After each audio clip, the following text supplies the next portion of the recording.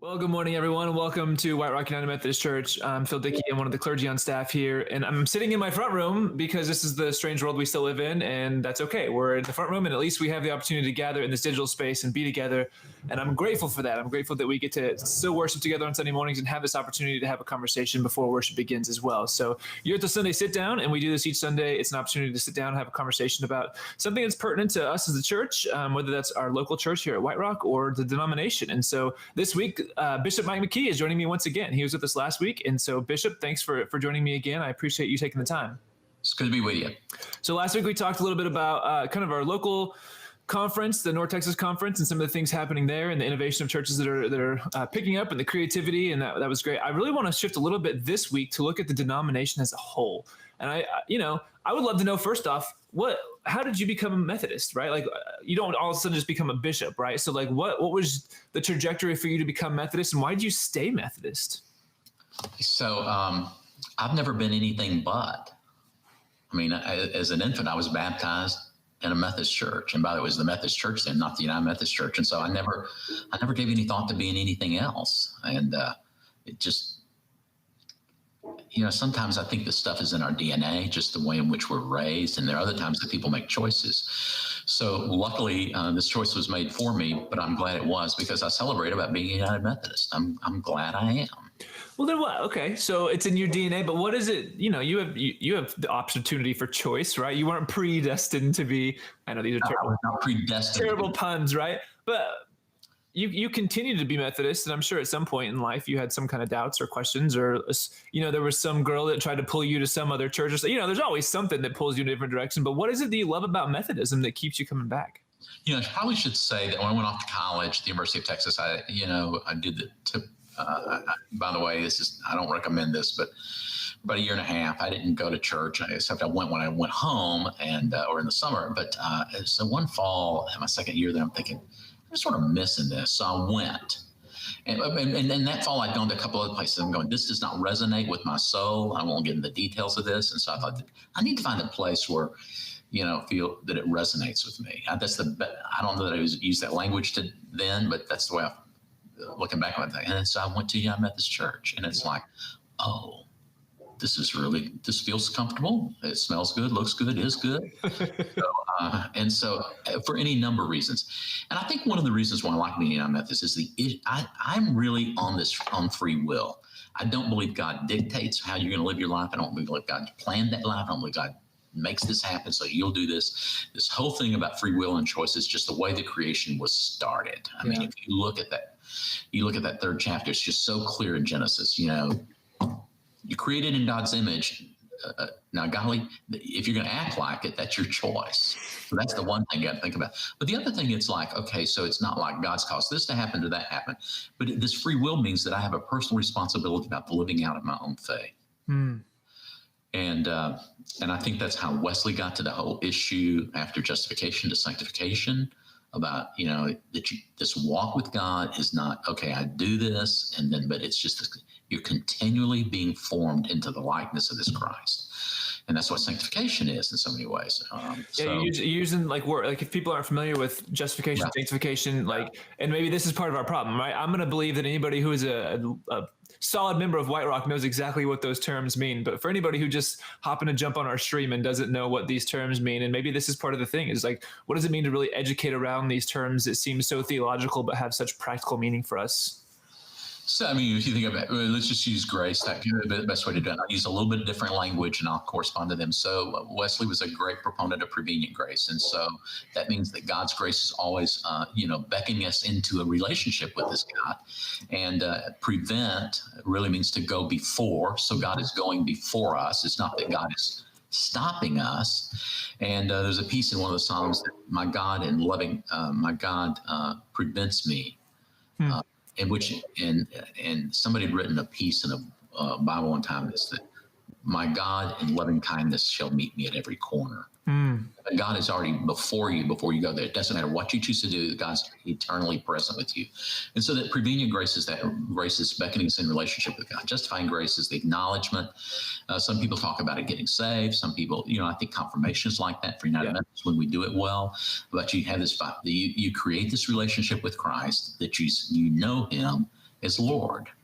And we use the word Savior too, but I want to focus on Lord because Lord means about who's really do you look up to in terms of modeling your life out of, who's really calling you to a degree of discipleship or obedience. And then finally is that deal about sanctifying grace, and that is that it's deepening our relationship with God and being made even more loving in our spiritual lives and in our daily lives. So I pray to God that I'm a better human being and a more loving person today than I was 20 years ago. So, and this is in no way against any other denomination, in the same way that being like Christian, I don't think is anything against other religions, right? Like it's just a different expression. And so in these questions, I don't want you to feel like you have to filter yourself in a way that you're going to offend people. This is the expression you choose to live out as a United Methodist Christian. So when you think about United Methodists and Christian, right? Because Christian has become a loaded term too. What do you think we are identified as or by, and what do you wish we were identified as or by? I think the challenge of that is because that we have not been as clear as we should have been as United Methodist clergy. But the second thing is, I think that for years it was like, you can be Methodist, they believe anything. Yeah, wishy-washy, right? Yeah, wishy-washy. So, or now it's like, let's face it, we all have different kinds of political viewpoints and kind of thing. I don't want to get into that, but somehow some people think some people are just too political, those kinds of things. And what I'd want to say is that's the ongoing search of a covenant body, whether we realize or not, to really determine what God's purposeful will is for us as a church or to live in this community. So it's why one of the things I like being United Methodist is that I can walk into a sanctuary and realize, with few exceptions, there's a body of people here that disagree significantly about a lot of things. That's interesting. That's not a bad thing, because I do think that's a growth point for all of us. One, how do I talk about it? How do I listen? How do I listen in such a way that I don't just listen to the person who disagrees with me, but listen to a way in which God may be refining my own, choosing for me to refine my own thought work in terms of God's purpose. So I don't, if everybody looked alike, talked alike, and we, then it wouldn't be any fun. It's the unity beyond uniformity, right? Like Yeah. Perfectly example. So that's why it's okay for me to live in a church and pastor churches and be the bishop of conference where people are not of one mind about everything. Yeah. And I mean, I know at White Rock, we've had many conversations about this too, that they're, even on the political spectrum, whatever spectrum you want to talk about, there's very many varying opinions here. And I think that's what makes us better too, is especially if we're willing to engage in that dialogue around it so that we can enhance one another and enrich one another with our own perspectives. And, we do a weekly Bible study, and I see it all the time that we all come from different backgrounds. And because of that, we're way better at understanding the scriptures because we bring different perspectives to them and share those and challenge each other with our different perspectives of those. And I love that you went there. I did not think that's where you were going to go with that, but I think that's a really true statement about every Methodist church I've known. Yeah, I think we talked a little bit about the work of the Spirit last time, but anyway, I think the Spirit's really made manifest in a covenant body of people who believe in Jesus as Lord, and so we've agreed to be with each other with taking the vows of membership, and it's like, okay, I'm not walking because I disagree with somebody. I mean, it's just not. Yeah. It's like, am I going to walk out on my family because we're disagreeing about something? So I think a covenant body is much like a family, and I mean a large extended family. And you know what? There's always an uncle in a family that somehow may be sort of jarring for some people, not all the time, but you just learn to live with people and their differences. It's also the way in which I think we learn how to love better. And more broadly and deeply. And so I think that's an important piece. Well, so because we talked about this going denominationally, there were talks this last year of the denomination splitting because there were some things that we couldn't agree upon. And so, how does that play out then? I think it's one thing at a local congregation because these are people that are living together day in and day out and typically in the same community. What does this look like then for us as a denomination where we finally came to this point where we said, you know what, maybe it is better that we don't stay together, but we actually split? And yeah, I think, I don't want to get into the conversation about human sexuality deeply in terms of what's going on, but, I would say that the pandemic has made me realize that's just not that important right now for a while. I mean, let's say you got 350,000 people dead as of today. I mean, this will be 2.5 weeks after the show, and I don't know what it'll be then. But you know what's interesting? I'll just sort of localize this in this way. I've decided one of the things that can happen in these churches is you can divide them between the mask wearers and the people who don't believe they have to wear a mask. Frankly, there is no room for disagreement on that when we gather together as a body. But it sort of helped me understand about how people really react about if things are somewhat different. But anyway, so denominationally, I don't know what's going to happen. I don't know if we're going to have a general conference. I mean, think about it. We've right now, I mean, I don't know how you get 1,000 people together in Minneapolis, get all the visas. The visas have run out. So I don't know how we do that. I don't know how we do this virtually. But this is what I will say. I do think this is another great thing that's happened is we think that the United Methodist Church is this institution that's actually a legal corporation in terms of a nonprofit side. There is no legal corporation known as the United Methodist Church. There is no nonprofit known as the United Methodist Church. Do you know what there is? Every annual conference is the basic organizational unity. So I think what this is may help us understand is, okay, this is the basic body of the United Methodist Church. I can live with some annual conference doing something a little bit different than another annual conference. We all do this differently anyway. Totally, yeah. I'm not talking about human sexuality. It's just like in general, yeah. It's all about context. And so who knows better how to form clergy or what's needed in terms of the clergy ranks of the North Texas Conference, but the North Texas Conference. Mm-hmm. And so we have this.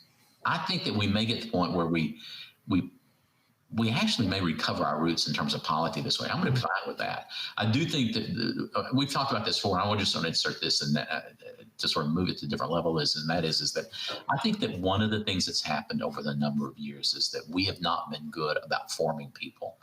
And by that, I'm not just talking about biblically, although that's a piece of it, because we do read the scripture not with everybody has to read it like this, but with an understanding that we all come at this differently, and interpretation is a key to that. Yep. And so we do this and we do interpret. And so for somebody to say, that's what the Bible says, it says it, well, you can't go there because then I can find another text and it'll say something different. And we got to be clear that the language,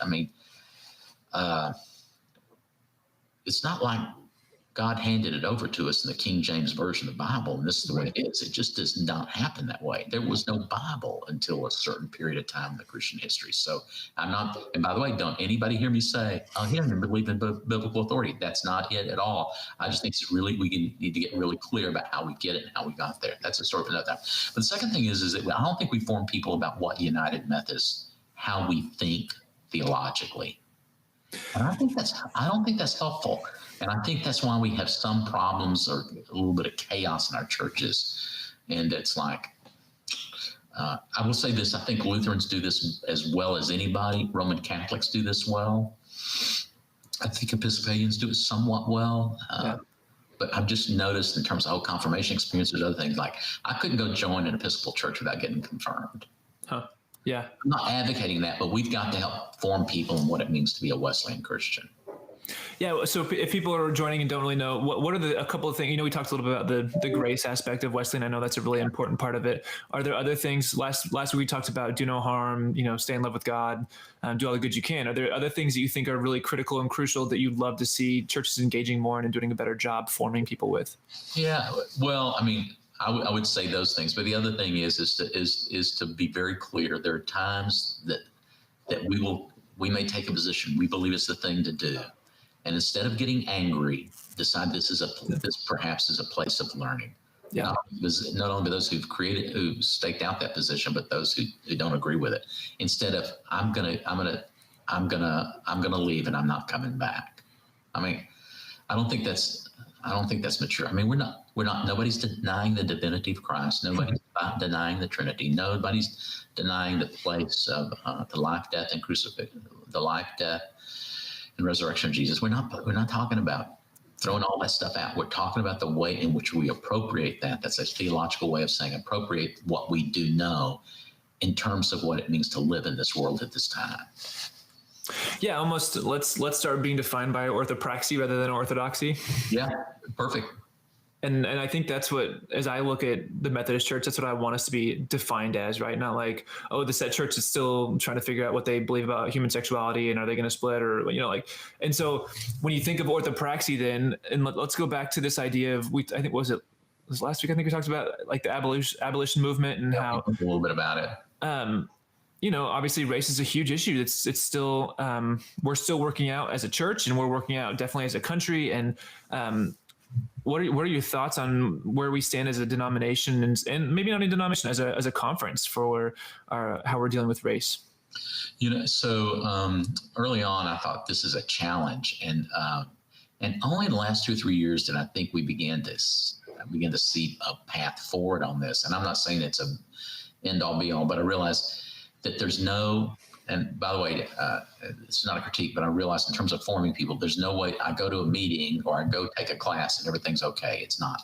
This is a life work for so many of us. And so we have to understand that. So what does that mean? So I do think the conference is engaging in a very, very good way about how to deal with this. The pandemic put some things on hold in terms of what some of the things we wanted to do. I think I've said that before. But, we'll be able to do those things, but it's not something that's lost on us. And it's like that work continues.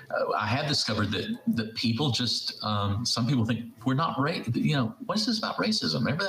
Well, it's a big deal. And I think this is one of the things that we've not been able to do because of the pandemic is if you have a conversation with an African-American person, everybody's you start having a conversation with African-American persons and all of a sudden you realize, oh, it's just a lot harder than I thought. And, I've had so many of our clergy tell me, said, I had about having to talk with their sons. So the kind of fear they live in, and then you can say, well, if they get their hands on the wheel, it's like, why does an African American have to do what I don't have to do when I get stopped by a policeman? And I'm not speaking out against police at this time. I'm just saying it's just there's some fissures in that. I think the conference is a good place, but the church, the bishops have taken this on as a very, very important work, and I think we're diverting some. We're putting time on this in terms of learning and some other things together, and we realize we have a lot to learn. The other thing is, I'll tell you who's been helpful to me is the younger voices on our annual conference have been more helpful about racism than anybody else, and I think. When I realized what was going on, I go, that's who we need to tap into. And frankly, I've considered myself a liberal on this issue my whole life, and I have to confess that I have learned more than I knew. Just in terms of nuance and everything else. And I think that one of the things is early on, I did say to a couple of our young African-American colleagues, I said, I want you to talk. I want you to be respectful. I don't want to get called out publicly, but there have been a couple, 2 or 3 times where that's happened. It has been done well. I'd never thought of that. And part of it's just, okay, the temptation is let's get a couple of young African-Americans to come to our church and talk about it. Well, that's painful. It's like, okay, I got to relive that pain again to help y'all understand something. So yeah, it takes way more deep back to that covenant relationship stuff, right? Covenant work that we have to do as a people and as a body. Mm-hmm. It's tough. Yeah, but I do think I see more traction today in the general church and in the annual conference than I've ever seen in my life. Yeah, that's great. Again, not that we wanted a pandemic to force us into this, but it like you said, it's pulling back the veil and we're revealing some of the most important things. Yeah, it's not a time for celebration. I want to be clear about that. It's just it's one of the markers kind of thing. So it's not, and I've said all along that we need to do it in such a way that this lives on beyond us in terms of how we do this as a conference. Yeah. Well, as we wrap our last minute here, is there any last words or last thoughts that you want to share with the White Rock congregation or anybody else who's joining us this morning? So it's good. This is fun for me, and to be able to engage. I wish there was some chat boards or something we could do this, but this is not. We didn't do this live, so that's not a possibility. And I understand that, but I appreciate the opportunity to visit with y'all. And so, any chance that somebody wants to ask a question or do something or engage in some way, then you can email me, and that's bishop@ntcumc.org.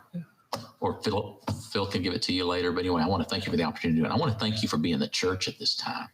And by the way, we have not closed churches. We've just done church differently. And we may have done what we've done is we've done church the way church was done in the very beginning, in the community, meeting people where they are.